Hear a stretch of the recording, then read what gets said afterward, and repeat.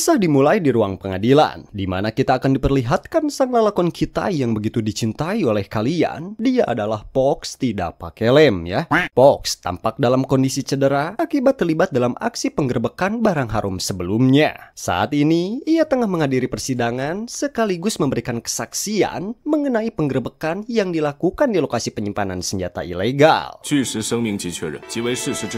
Singkat cerita, adegan berpindah ke beberapa hari sebelum persidangan dimulai. Pada tanggal 27 Juli 2017, Pox menerima perintah dari markas. Kelompok yang mereka buru berusaha melakukan perlawanan saat polisi menggerebek sebuah gedung kosong.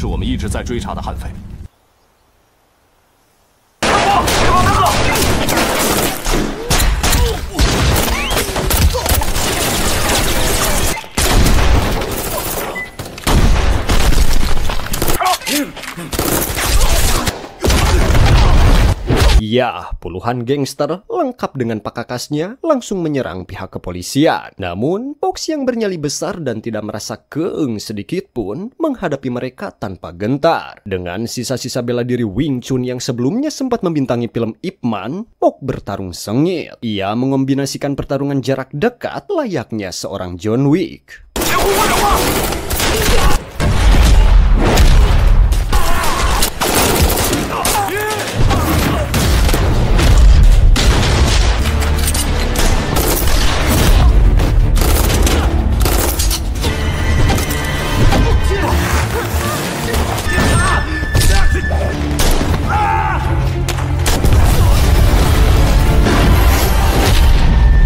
Kembali ke masa sekarang di pengadilan, Pox sebagai kapten dari tim satuan polisi bersaksi dan menjelaskan tentang rekannya yang bernama Leung Mei. Saat penggerebekan berlangsung, Mei mengejar terdakwa, sang bos geng yang dikenal sebagai Cheng. Cheng berusaha melarikan diri dari lokasi kejadian. Ketika Mei mencoba melumpuhkannya, Cheng kokosehan dari cengkraman Mei dan tiba-tiba...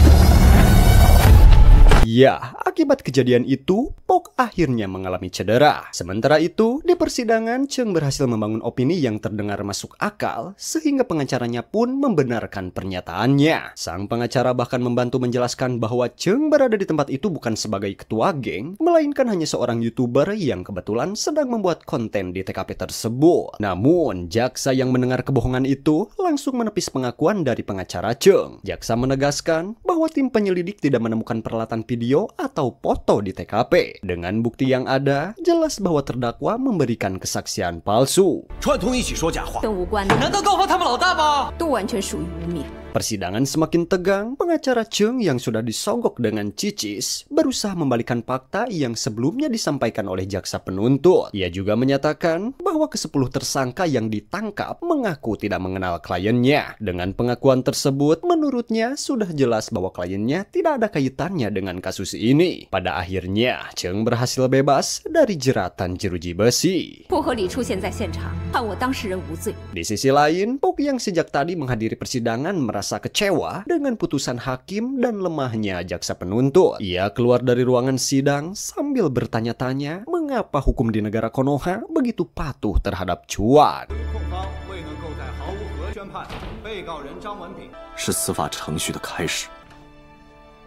Pox mulai menyadari bahwa penegak hukum seringkali memiliki celah yang bisa dimanfaatkan oleh para kriminal untuk menghindari hukuman. Pengalaman pahit ini membuatnya mengambil keputusan besar. Ia memutuskan untuk pensiun dari kepolisian dan melanjutkan studi di perguruan tinggi agar bisa lebih memahami hukum dan keadilan. Setelah menetapkan rencana itu, Pox pun berpamitan dengan semua rekan polisinya. 一切顺利，紧守岗位啊！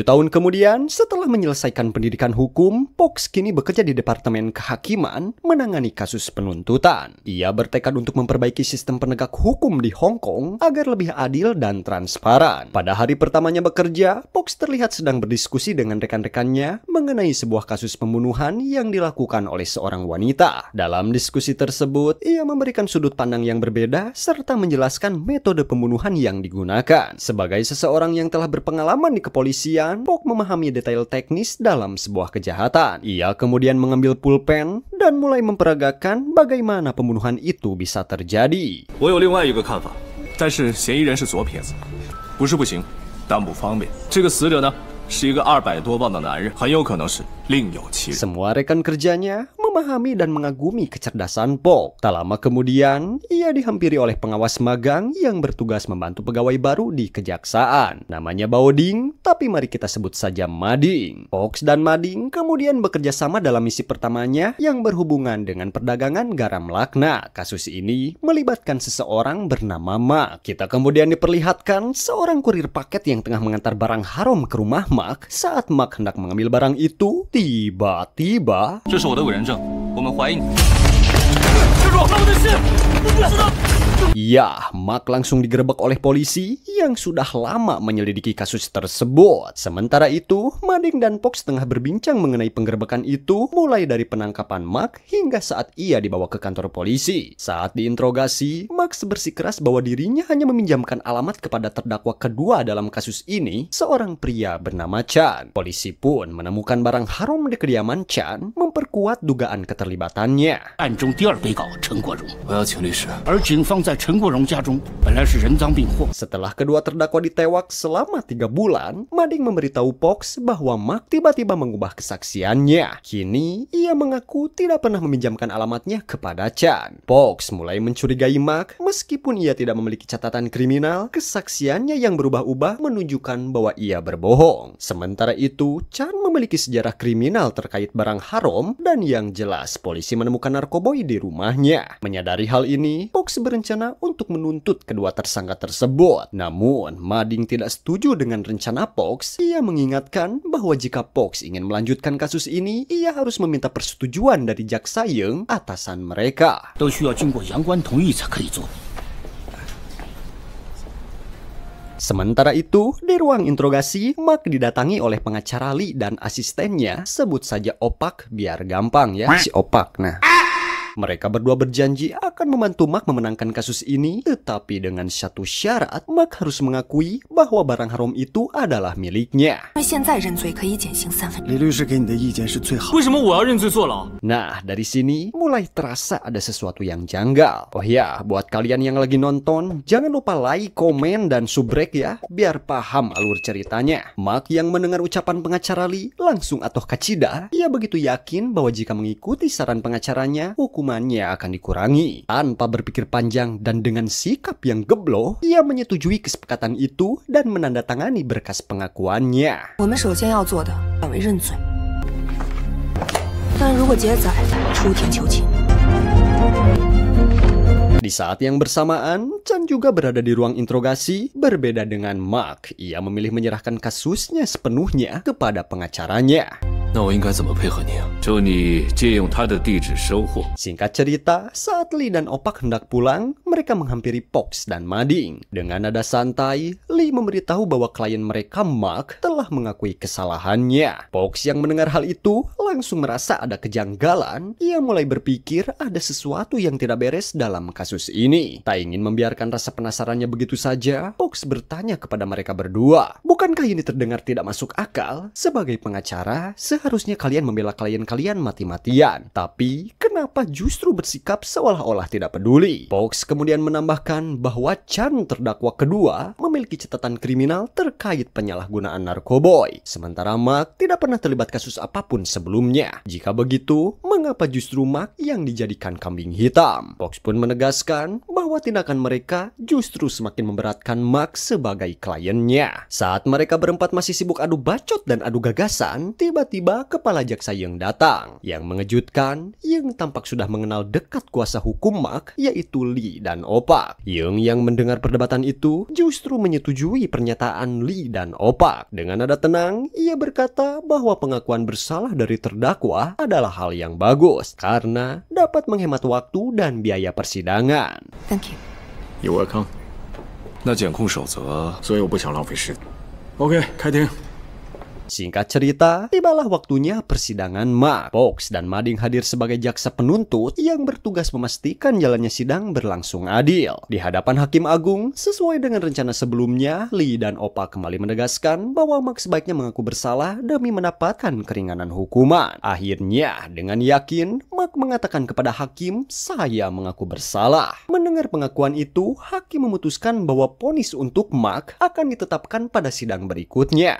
我认罪。决定转介高等法院，被告人继续羁押。 Setelah itu, persidangan berlanjut dengan putusan untuk terdakwa kedua Chan. Pengadilan secara resmi mencabut dakwaan persekongkolan pengedaran narkoboy terhadapnya. Kini, kasus kepemilikan barang laknat sepenuhnya dialihkan ke persidangan Mark yang telah mengakui perbuatannya. Hakim memutuskan bahwa kasus ini akan dirujuk ke pengadilan tinggi untuk mempertimbangkan pengurangan hukuman. Namun, sampai saksi dan bukti baru dihadirkan, terdakwa tetap akan ditahan. Malam harinya, Box merasa khawatir terhadap Mark. Ia mulai menyadari bahwa Mark telah dijebak oleh seseorang. Namun, siapapun dalangnya, yang jelas ini bukan orang sembarangan. Ia pasti seorang mafia brutal, cerdik, dan punya pengaruh besar. Tak ingin tinggal diam, Box memutuskan menemui mantan rekannya di kepolisian untuk mencari tahu lebih dalam tentang latar belakang Mark. Setelah mendengar permintaan Box, temannya yang bernama King Wai, polisi yang dulu menangkap Mark pun mulai bercerita. Mark terlahir dalam keluarga yang hancur. Ibunya adalah seorang pecandu berat dan akibat pengaruh barang haram, ia tega menyiksa anaknya sendiri. Namun, di sisi lain, kakeknya yang mengetahui hal itu merasa sangat prihatin dengan nasib cucunya. Tak tega melihat Mark tumbuh dalam lingkungan yang kelam, sang kakek akhirnya memutuskan untuk merawatnya sendiri. 他爸吸毒过量死了。不过更厉害的是，他爷爷。 Ia menjauhkan Mark dari dunia narkoboy dengan harapan cucunya bisa menjadi orang baik dan memiliki masa depan cerah. Saat King Wai masih membarawakan tentang kisah hidup Mark, tiba-tiba matanya menangkap sosok buronan yang selama ini ia cari-cari. Tanpa pikir panjang, King langsung mengejar buronan tersebut.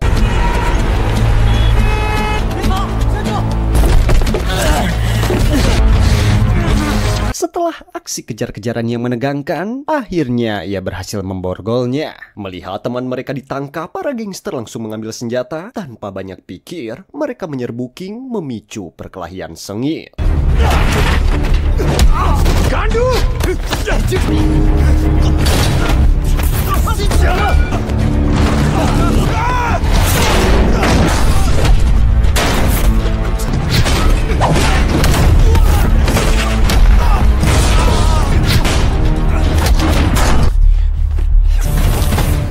Baku hantam pun terjadi hingga tanpa sengaja mereka bertarung sampai ke tempat penyimpanan narkoboy. King yang awalnya masih bisa melawan, kini mulai kewalahan. Ia dikepung oleh panayagan puluhan gangster yang siap menghabisinya. Namun tiba-tiba...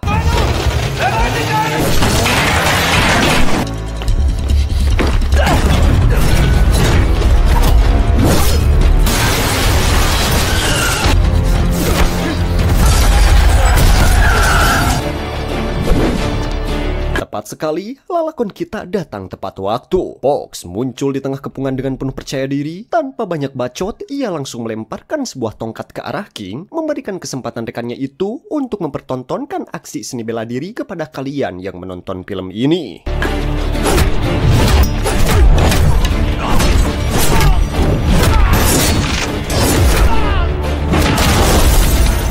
Dengan kombinasi gerakan cepat dan akurat, King dan Box bertarung melawan para gangster. Mereka menghajar satu persatu lawan yang mencoba melawan.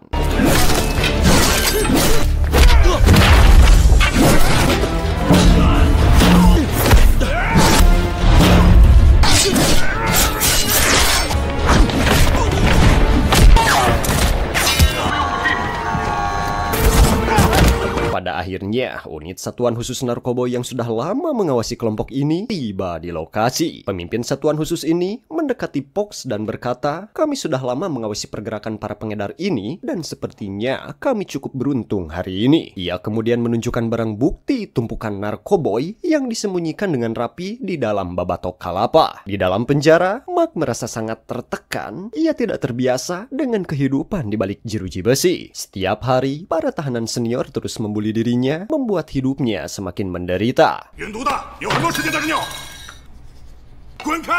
Ketika kakeknya datang menjenguk, Mark langsung mengadukan semua keluh kesahnya. Dengan suara gemetar, ia bercerita bahwa ada seorang tahanan di selnya yang dihukum 8 tahun karena kedapatan membawa 200 gram narkoboy. 他200克被判了8年，是这样算的吗？我那是1公斤。 Mendengar hal itu, sang kakek mulai menyadari bahwa cucunya telah dijebak oleh pengacara Lee. Tanpa pikir panjang, kakek langsung mendatangi kantor Lee dan Opak dengan wajah penuh amarah. Ia menuntut pertanggungjawaban mereka. Kalian berdua yang menghasut cucu saya agar mengaku bersalah, sekarang dia harus menanggung hukuman yang tidak seharusnya dia terima. Saya ingin keadilan. Namun, bukannya merasa bersalah, Lee malah membantah tuduhan itu. Dengan santai, ia berkata jika Mark berperilaku baik di penjara, dia bisa bebas dalam waktu 10 tahun. Jadi, Anda tidak perlu khawatir. Mendengar jawaban itu, sang kakek semakin marah dan dengan penuh emosi, 你们混蛋啊！10年的，我这你干嘛？ Persidangan selanjutnya akan segera dimulai. Sang kakek yang masih rudet dengan pengacara Lee dan Opak akhirnya memutuskan untuk mengganti mereka dengan pengacara baru. Sayangnya, pengacara yang ia pilih masih minim pengalaman dalam menangani kasus besar seperti ini. Sementara itu, Lee dan Opak kini beralih peran. Mereka bukan lagi pembela Mark, melainkan saksi dalam persidangan ini. Mark sendiri terlihat tenang. Ia masih yakin bahwa hukumannya akan dikurangi seperti yang dijanjikan. Namun, seiring berjalannya persidangan, semuanya justru berubah menjadi bumerang bagi Mark dan sang kakek. Pengacara baru yang mereka pilih ternyata geblah-gebloh, tidak bisa berargumen dengan kuat dan gagal meyakinkan hakim. Lebih parahnya lagi, Lee yang kini bersaksi justru semakin menyudutkan Mark. 这证供均属真实，马家杰为什么会认罪呢？典型，所以认罪。所以他很清楚地知道， Terdakwa sendiri yang ingin mendapatkan keringanan hukuman. Makanya, dia mengaku bersalah yang mulia. Semua dokumen sudah ditandatangani tanpa ada paksaan. Sang kakek yang mendengar pengakuan itu langsung marah besar. Ia tidak terima dengan kesaksian Lee karena ia tahu betul bahwa di ruang interogasi, Lee dan Opaklah yang memaksa Mark untuk mengaku. Minho masih bingung mengapa Lee dan Opak terus berusaha menjatuhkan Mark. Apa sih motif mereka sebenarnya? Emosi sang kakek pun semakin memuncak hingga akhirnya hakim mengusirnya dari ruang sidang. 你这个八婆就要主持公道，都不抓他，还有王法吗？ Setelah kejadian itu, Fox mulai menyadari bahwa ucapan sang kakek mungkin saja benar. Dari titik inilah, Fox yang awalnya menuntut Mark kini justru berbalik membelanya. Tidak hanya itu, Fox juga dengan tegas menyudutkan pengacara Mark yang terbukti tidak kompeten dalam menangani kasus ini. Dengan empati yang semakin kuat terhadap Mark, Fox berdiri di hadapan hakim dan berkata, "Yang mulia, ada banyak kejanggalan dalam kasus ini. Tidak ada yang masuk akal. Saya berhak mempertanyakan bukti yang diberikan oleh kedua saksi." Fox juga mulai mencurigai Lee dan Opak. Ia mempertanyakan siapa mereka sebenarnya. Mengapa selama ini mereka tidak memiliki portofolio yang jelas sebagai pengacara. 我有，就是因为他性格单纯，你就叫他认罪。我真不知道怎么回答。 Yes, no logic。 转做敌意证人呢？ 已经贸然攻击第一被告，我什么都没做过，故意打击第一被告的诚信呢，更不应该拿出来做证据。 Ketegangan di ruang sidang semakin memanas. Akhirnya hakim memutuskan untuk menunda persidangan agar para juri dapat mempertimbangkan keputusan yang tepat dalam kasus ini. 停停，服了你了。你要审时度势， 比分的共识，裁决才可以 用。法律的人去定生死。 Beberapa jam kemudian, persidangan kembali dimulai. Hakim membacakan keputusan yang telah ditetapkan oleh para juri dengan hasil pemungutan suara 5-2 yang menyatakan bahwa terdakwa pertama Mark dinyatakan bersalah, sementara terdakwa kedua Chan dibebaskan dari segala tuntutan. Dengan keputusan tersebut, hakim akhirnya menjatuhkan hukuman 27 tahun penjara kepada Mark. Sementara itu, Chan resmi dibebaskan tanpa hukuman apapun. 被告马家杰判处监禁27年，无罪释放。 Keputusan itu tentu menimbulkan kegelisahan, terutama bagi pihak yang sejak awal meragukan keadilan dalam kasus ini. 现在你爷爷不会让你坐20级。 Singkat cerita, keesokan paginya Fox mengunjungi Mark di penjara. Ia merasa prihatin dengan hukuman yang dijatuhkan karena menyadari ada sesuatu yang tidak beres dalam persidangan ini. Namun, Mark tampak tidak lagi memiliki harapan untuk membuktikan dirinya tidak bersalah. Ia menganggap bahwa semua sudah berakhir dan tidak ada yang bisa mengubah keputusan yang telah dibuat. Meskipun diacuhkan, Fox tetap bertekad untuk mencari kebenaran. Singkat cerita, Fox menemui si kakek yang sedang bekerja sebagai OB. Fox yang berhati mulia ingin membantu cucu sang kakek agar bisa mengajukan banding. Namun, si kakek yang sama kecewanya kepada Pox karena ia sudah mengacaukan persidangan kemarin, mengacuhkan dan sok jual mahal. Di saat Pox sedang merayu si kakek, tiba-tiba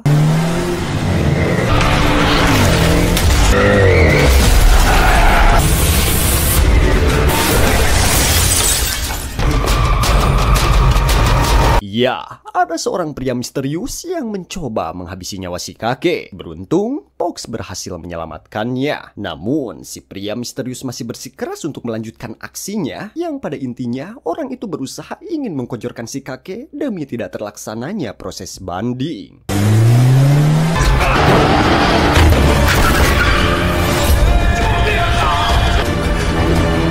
Kejar-kejaran pun terjadi sampai pada akhirnya pria itu ngelabuhkeun karep dari atas gedung.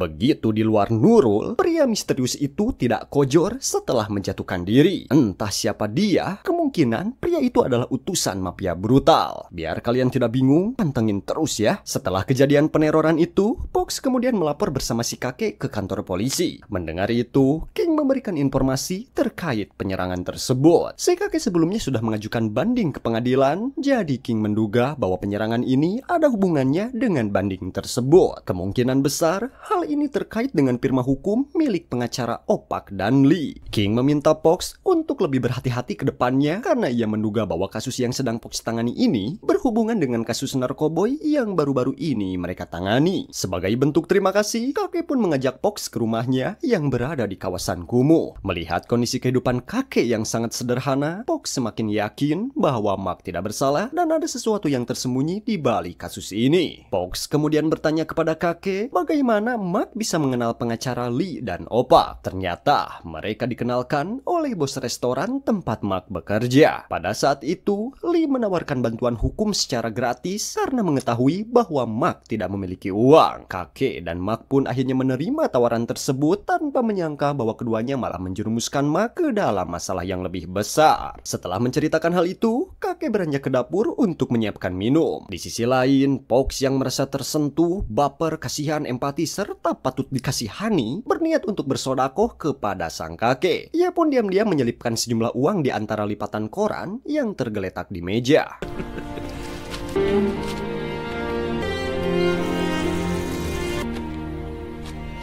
Scene berpindah kepada Opak dan bawahannya yang kini berada di markas pembuatan narkoboy miliknya. Si Gondrong melaporkan bahwa beberapa truk yang mengangkut barang haram telah ditangkap oleh pihak kepolisian sehingga peredaran narkoboy mereka terganggu. Mendengar hal itu, Opak menyarankan agar mereka bersembunyi sementara waktu dan menunda pengiriman. Saat ini, dia tidak peduli jika bos Triad mengamuk karena jika mereka terus memaksa untuk mengirim barang haram, sama saja dengan mencari mati. Apalagi setelah insiden percobaan pembunuhan terhadap si kakek, kasus ini pasti sedang menjadi sorotan kepolisian. Opak pun memperingatkan Gondrong untuk menggunakan otaknya karena dia yakin bahwa Gondrong tidak sebodoh Tung atau Sang yang bertindak gegabah dengan mencoba menyakiti si kakek. 就是应声的混蛋，千万不要像他们那样笨。 Nah, siapa Tung dan Sang nanti juga kalian tahu. Di saat yang sama, Pox juga bergerak cepat untuk menyelesaikan kasus yang semakin rumit ini. Dia menemui King untuk mencari data lebih dalam tentang Lee dan Opak. 欧博文可以提早处理。 Setelah melakukan penyelidikan, terungkap bahwa Mark pernah bekerja di sebuah restoran yang ternyata hanya kedok bagi bisnis barang haram milik si Gondrong. Restoran itu telah lama menjadi bagian dari jaringan kriminal yang bekerja sama dengan Opak dan berada di bawah kendali gangster Triad. Tidak hanya itu, lewat Lewat laporan internal, King menemukan fakta lain tentang Lee dan Opak. Diketahui bahwa Lee tumbuh besar di panti asuhan, sementara Opak adalah orang yang membiayai pendidikannya hingga menjadi pengacara di Amerika. Lebih mencurigakan lagi, menurut catatan di Departemen Kehakiman, Opak dulunya pernah dipenjara, tetapi dibebaskan lebih awal setelah Lee membantunya memenangkan banding. Mendengar semua informasi ini, Pok semakin curiga dan bertekad untuk menyelidiki keseharian Opak dan Lee lebih dalam.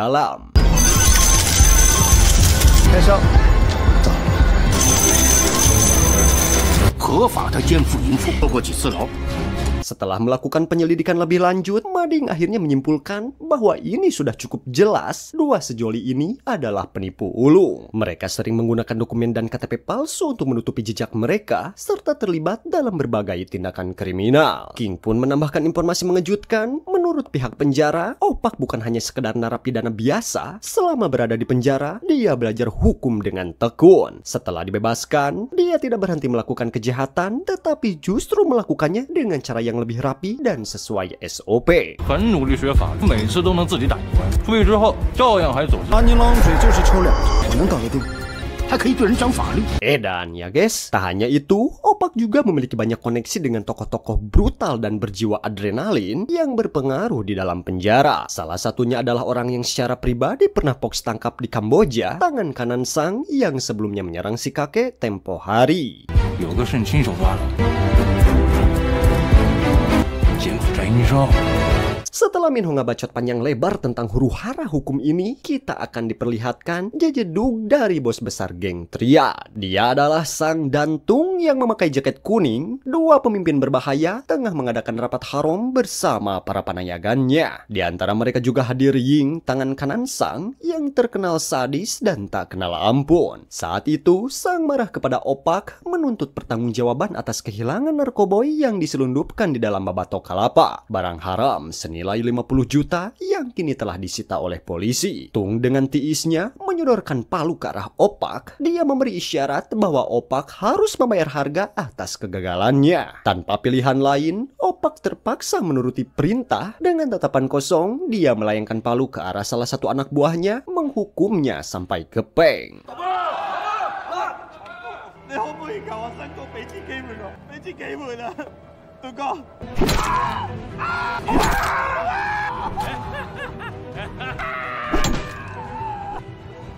Di sisi lain, Pox menerima kabar dari Mading bahwa Chan ternyata merupakan anak buah dari geng Triad. Informasi ini semakin memperjelas bahwa kasus yang mereka tangani jauh lebih rumit dari dugaan awal. Mading menjelaskan bahwa saat ini ia tengah menyelidiki sebuah klub malam yang dimiliki oleh si Gondrong. Dari hasil investigasinya, Mading menemukan fakta mengejutkan, si Gondrong ternyata adalah kakak tiri dari Chan. Sialnya, ketika Mading sedang merekam aksi bejat para anggota geng untuk dijadikan barang bukti persidangan, nasib buruk menghampirinya.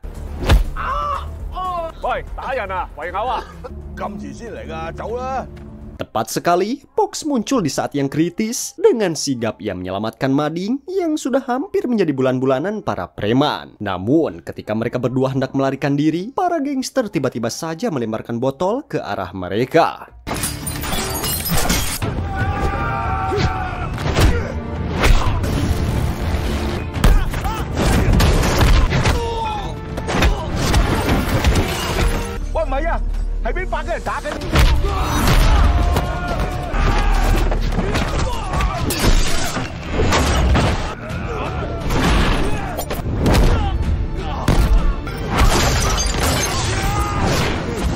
Situasi yang awalnya hanya sekedar pelarian, kini berubah menjadi baku hantam. Tanpa pilihan lain, Pox terpaksa mengeluarkan kemampuannya.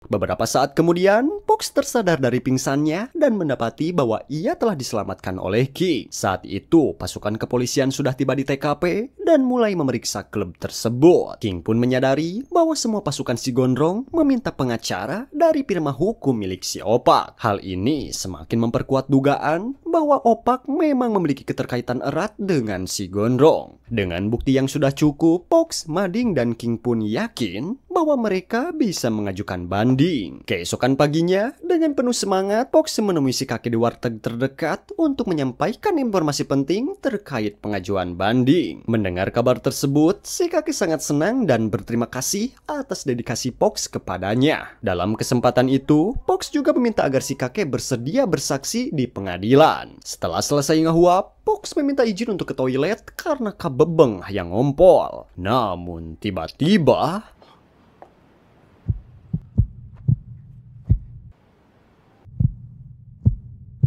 ya, si kakek sudah berlumuran getih dengan luka yang sangat parah hingga akhirnya menghembuskan napas terakhirnya. Tidak ada yang tahu siapa pelakunya, tetapi satu hal yang pasti, Pox bertekad untuk menangkap para penjahat yang selama ini kebal terhadap hukum. Setelah kejadian tragis itu, Pox segera menemui Mark untuk menyampaikan kabar duka atas kematian kakeknya. Kini, Mark yang sudah tertekan karena hidup di dalam penjara harus menghadapi kenyataan pahit. Ia harus hidup sebatang kara tanpa siapapun lagi di sisinya. Malam harinya, Opak berada di sebuah kapal pesiar untuk menyerahkan uang yang diminta oleh Tung. Tentu saja hal ini membuat Tung dan Sang merasa senang, terutama karena pengiriman narkoboy mereka telah dilakukan oleh Opak sesuai dengan permintaan. Namun, meskipun segalanya tampak berjalan lancar, Tung masih memiliki firasat buruk. Saat ini, polisi sedang mencari informasi tentang si Gondrong, dan jika sampai dia tertangkap, maka cepat atau lambat dirinya juga akan terseret. Dengan otak licik seorang mafia, tiba-tiba... ya, si Gondrong akhirnya kojor, membawa serta semua rahasia tentang kejahatan geng Triad. Kematian ini membuat pihak kepolisian bingung karena kini dua saksi utama telah kojor. Pox dan timnya pun berada dalam kebuntuan. Mereka tidak lagi memiliki bukti kuat untuk menuntut Opak dan geng Triad. Namun, dari kejadian ini, polisi menyadari bahwa target selanjutnya dari para mafia adalah Chan, yang kemungkinan besar juga akan segera dikojorkan. Sayangnya, mereka tidak mengetahui keberadaan Chan. Saat Pox sedang ngahulang tarik, merenung dengan penuh kebingungan, tiba-tiba ia menerima informasi mengenai lokasi Chan. Tanpa banyak bacot, Pox segera OTW ke tempat itu.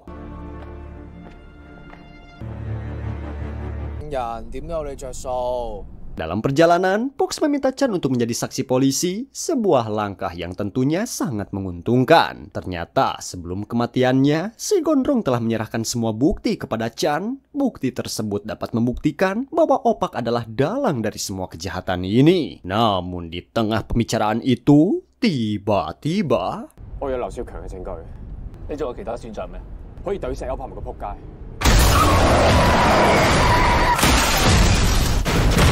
mobil yang mereka tumpangi tiba-tiba ditabrak oleh sebuah truk. Serangan yang jelas merupakan suruhan dari Sang untuk melenyapkan Chan. Akan tetapi, mereka masih ditangtayukan oleh Gusti Allah. Nyawa mereka bertiga berhasil selamat dari insiden mengerikan itu. Namun, situasi semakin mendesak. Pox memutuskan untuk naik kereta api karena persidangan akan segera dimulai. Sementara itu, di ruang persidangan, pengajuan banding akhirnya dimulai. Jaksa Yeung mulai mencecar Opak dengan berbagai pertanyaan, terutama mengenai hubungannya dengan Chan dan si Gondrong. Chan diketahui bertugas menemukan orang-orang yang bersedia meminjamkan alamat serta menerima paket, sementara si Gondrong bertanggung jawab mengenalkan pengacara kepada para korban, termasuk Mark. Opak dengan ekspresi datar mengelak dari semua tuduhan. Ia mengatakan bahwa dirinya tidak tahu menahu tentang pernyataan yang diberikan Chan Kokwing kepada polisi. Namun, ia menegaskan satu hal, jika Chan tidak bisa hadir di pengadilan untuk membuktikan semua pernyataan Jaksa Yeung, maka semua ini akan sia-sia. Mendengar hal itu, suasana di ruang sidang semakin tegang. Semua orang bertanya-tanya di mana Pox, kenapa ia belum juga sampai ke persidangan.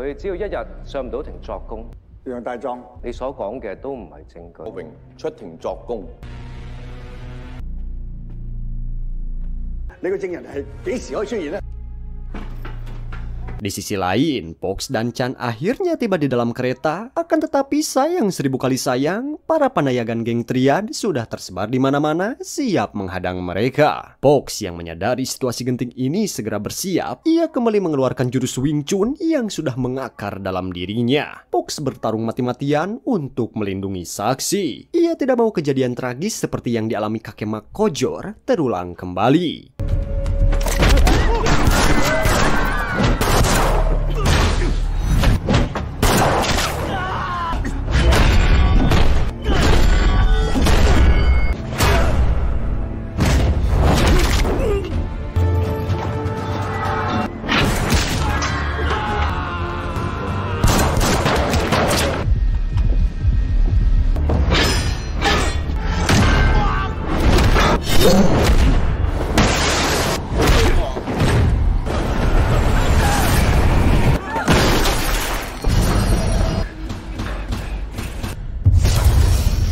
Pertarungan semakin sengit dan kali ini ia juga harus berhadapan dengan Ying, orang yang sebelumnya pernah ia lawan, tetapi pergelutan mereka terhenti di parkiran. Dengan gerakan cepat dan penuh presisi, Pox terus bertarung melawan Ying.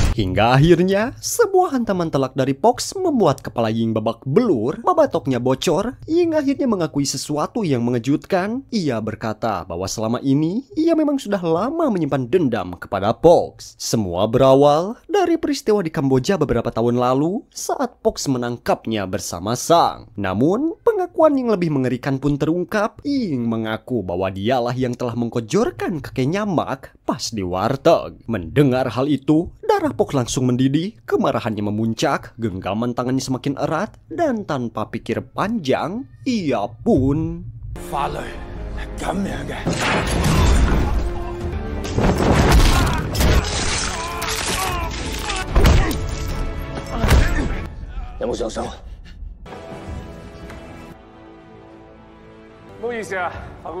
Setelah berhasil menumbangkan Ying, Pox dan Chan akhirnya tiba di penghujung persidangan. Dengan tubuh penuh luka dan babak belur, Pox tetap berusaha berdiri tegak di hadapan hakim. Lalu dengan sopan meminta maaf karena mereka berdua datang terlambat. Tanpa ingin menjelaskan kejadian sebenarnya, Pox beralasan bahwa lalu lintas sedang macet. Setelah itu, Chan maju ke depan dan membeberkan semua bukti yang menunjukkan bahwa dalang dari semua kejahatan ini adalah Opat. Ia memberikan kesaksian bahwa Mak sebenarnya tidak tahu menahu soal paket tersebut. Ia hanya korban yang terjebak dalam permainan kotor para mafia. Dengan kesaksian yang begitu kuat, akhirnya Mak terbebas dari jeratan hukuman.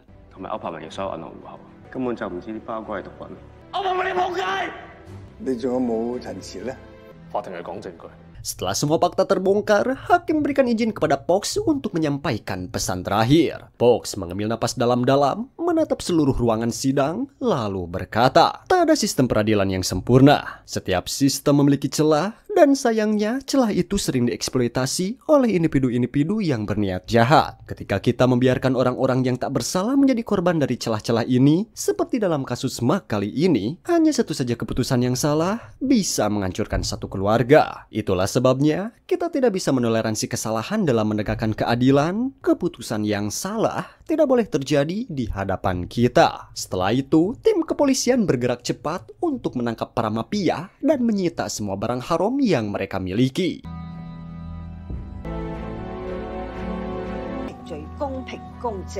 Sementara itu, King juga menewak semua orang yang terkait dengan geng Triad, termasuk Sang, Opak, Lee, Chan, Tung, dan Ying.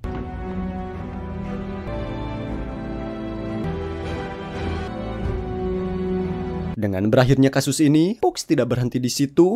Ia mengirim bantuan pendidikan untuk Mark agar ia bisa melanjutkan kuliah dan membangun kembali hidupnya yang sempat hancur akibat ketidakadilan. Tak lama setelah itu, Departemen Kehakiman menggelar konferensi pers di depan publik. Mereka secara terbuka mengakui kesalahan dalam tuntutan yang dijatuhkan kepada Mark dan meminta maaf atas ketidakadilan yang terjadi. Sebagai bentuk tanggung jawab, mereka berjanji untuk lebih berhati-hati dalam menegakkan hukum dan berkomitmen untuk selalu menjunjung tinggi keadilan.